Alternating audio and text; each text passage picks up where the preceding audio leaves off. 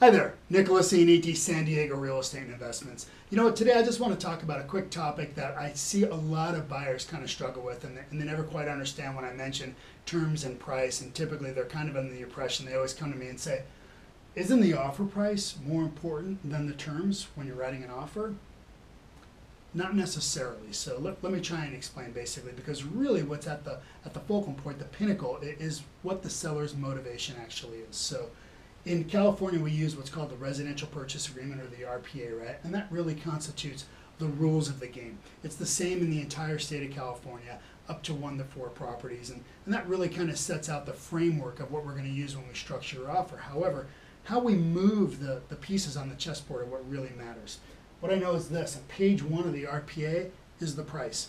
The next 9 pages of the contract are the terms. So there's lots of things to negotiate. And again, coming back to seller motivation, that's the real crux of what's actually going to help your offer get accepted. So in a quick example, when people are trying to kind of get the concept, let's just talk about a seller that has a $500,000 house here in San Diego.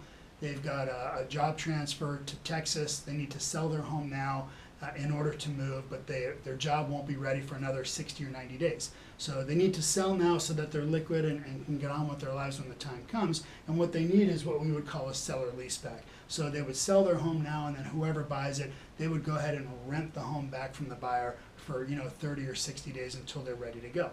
So back to the example, $500,000 house. The seller may have a buyer number 1 who actually puts an offer in above asking, $505,000, but that buyer needs to take possession of the property immediately upon close of escrow in 30 days. He also gets an offer from buyer number 2 at $495,000, so the offer is about $10,000 apart.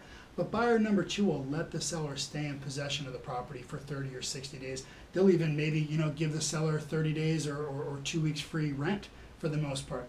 Odds are the seller's probably going to accept that offer even though it's $10,000 less, because the terms are more in line with what their current life situation is, and it's actually going to help them facilitate to get on with their job transfer. So absolutely, terms do matter. Don't get me wrong. There's plenty of sellers out there that are purely motivated by the price, but that's your agent's job. That's what I do, is basically get at what that seller's motivation is. This way I can make sure that those critical components to the seller are actually incorporated into your offer.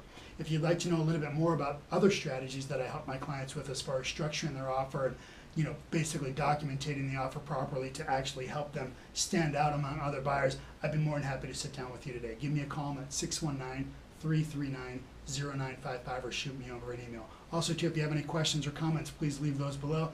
More than happy to answer any questions that you have. Thanks so much for watching. Remember, who you trust to negotiate for you absolutely matters.